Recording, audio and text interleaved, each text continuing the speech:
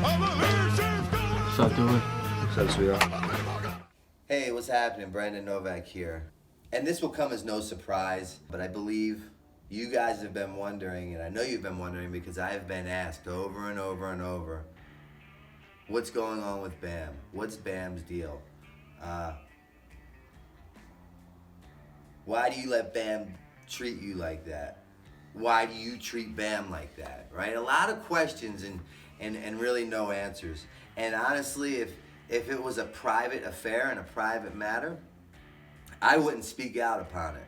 But as I think most of the world knows, he decided to take it to Dr. Phil, and he sought out help, and he continues to be public about his state of affairs right now, with him being in treatment, and I felt that like now's as good of time of any to kind of let you guys know the history between him and I. So I first met Bam when, I think we were like, he's a year younger than me. He was 10, I was 11, and how that meeting took place was, I grew up in Baltimore, Maryland, and I skated my whole life, as you know, and there was another pro skater by the name of Bucky Lasek, and he was from Baltimore, Maryland. And first he had me on flow, then he got me on the wheels, and then they sponsored me and started, sending me boards. And in that time, we would take field trips up to a skate park in Pennsylvania, what was at one point known as Cheapskates.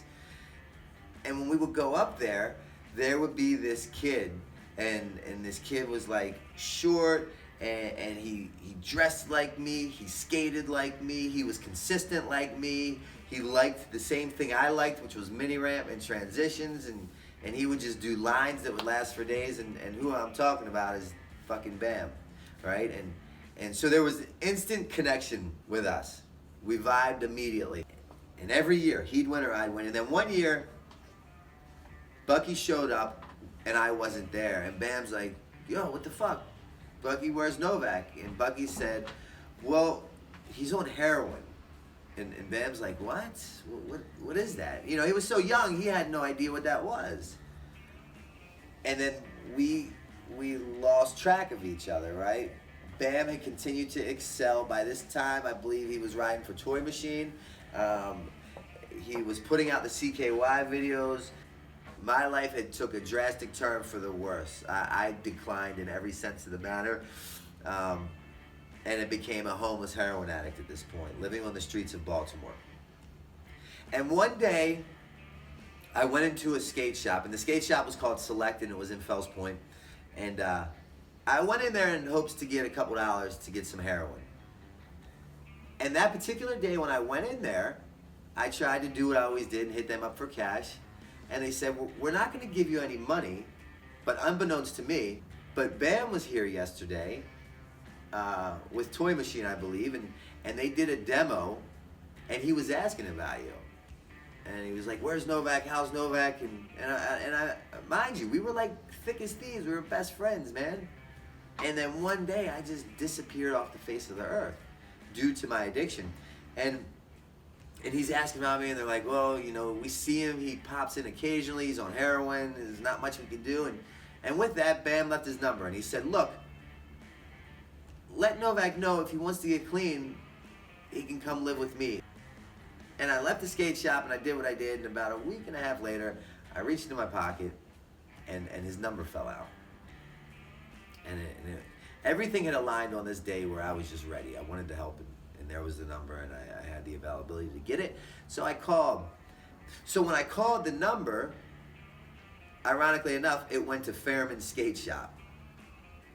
And I was fucking pissed, number one, because he doesn't trust me enough to give me his personal number, right? My ego and my pride came in. And number two, I was like, he's not gonna call me back. And Dave Fairman answered the phone. And I said, hey, what up, man? This is Novak, and I'm looking for Bam. And again, talking about alignment and things just kind of working when they're supposed to.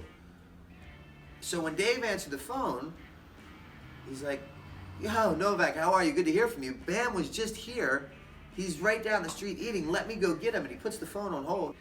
And he ran down and he got Bam, and Bam came back, and we picked up right where we left off, right? There was no animosity. There was no like, what the fuck are you doing? Why are you, dude, where you chose heroin over, you know, you could have did this, but you're here. And he's like, dude, how are you? What are you doing, man? Like, I miss you. Why don't you come up here? Let's skate. You can live here with me. Just go to the bus station. And I was amazed, man. But what I was not allowed to do was heroin and pills. And I got that, rightfully so. But again, being the addict that I was, I simply just switched from one vice to the other, because yes, heroin and pills are no longer allowed, but I'm gonna do as much cocaine and drink as much as possible. And then I would say, like, you know, I remember skating the mini ramp in his backyard, and it would be like 103 degrees, and he would literally play the Rocky anthem. And now you can remember that part in the CKY video where it's out back, and I do a frontside 180 nose blunt, and when I'm popping in, my front foot comes off and I smack my head on the mini ramp, and my chin is busted open and it's bleeding. He never gave up on me. And I'd fuck up and he'd kick me out of his house.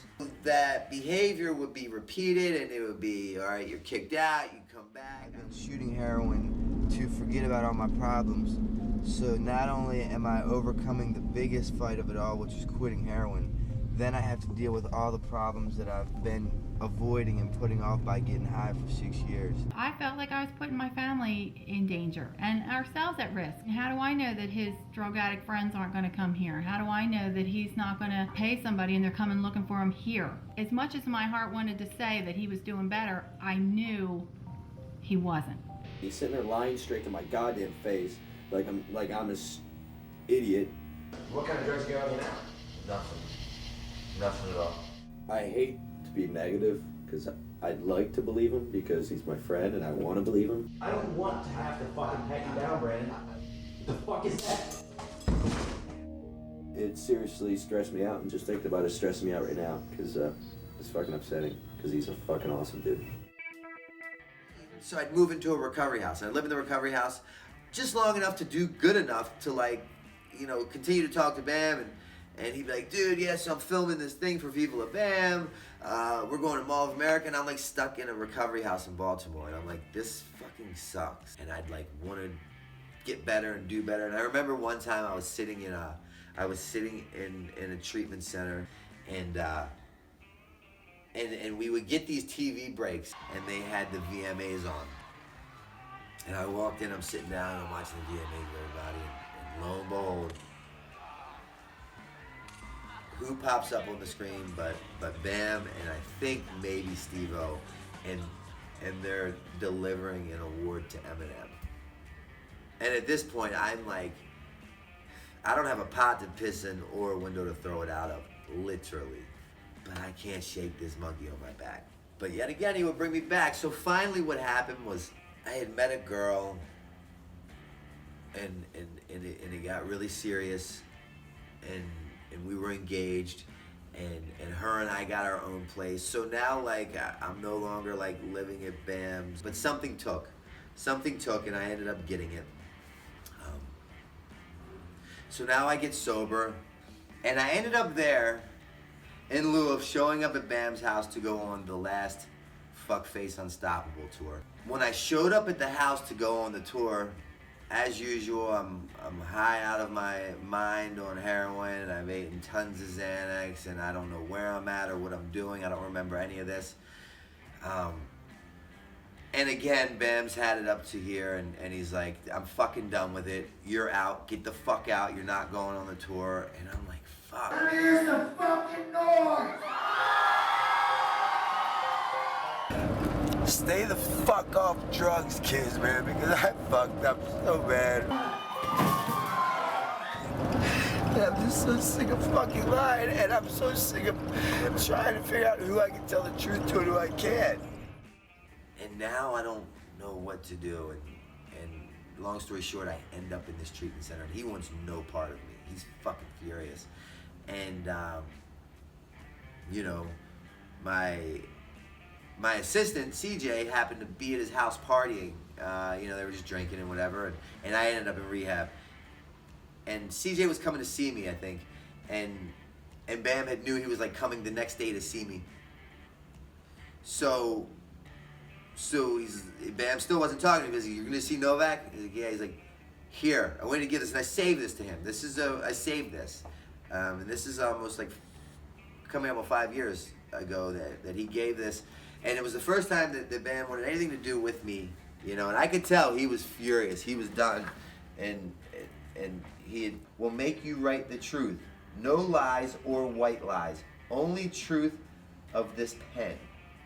Write your book and don't pay attention to the order of the chapters. Just write the truth. And then he did his symbols. And then at the end, you can see it says love with the heartogram me, and then 3825. 3825 was when Bam and I were both kids, when I would go stay with him in Pennsylvania, and he would stay with, when he had cheapskates, he would come to Baltimore sometimes and stay with me at my mother's house. The last 4 digits of my home phone number were 3825, and that spelled fuck. I never realized that, but he picked up on that. And then he also sent with him, because I didn't have any clothes. I had no clothes. I had like the clothes on my back, and he gave these pants to my assistant to give to me. I found a sense of willingness. Therefore, I was willing to follow the suggestions that the people in there were giving me. And then guess what? I started not to feel how I felt. Then I started feeling better than I felt. Then I started feeling better than that. And then better than that. And that snowball effects into, you know, over 4 years sober now. The tables have turned. The tables have turned immensely.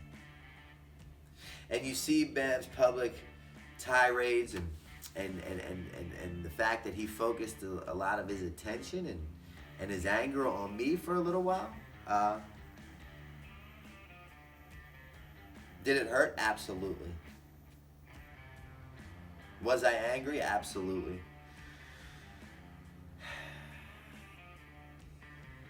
Did I retaliate? Definitely not. Because the reality is, why me, why me? It's like, why the fuck not me? As many times that I hurt him, I took advantage of him, I lied to him, I stole from him, he always lent a hand. And now, what better person to understand where he's at than me? So there's nothing he could say that would offend me or hurt me or make me, you know, abandon our friendship. I won't. And I'll see this through with him to the very end, good, bad, or indifferent. But I want to let the world know, and again, I'm only doing this because he's been so public about it, that he's caught up in the throes of active addiction. So this is where I show up and do as a friend does. I believe he's got like 60, 50-ish days sober. I've went and seen him in treatment once. I'm gonna be out there again in October, in the end of October, to see him again.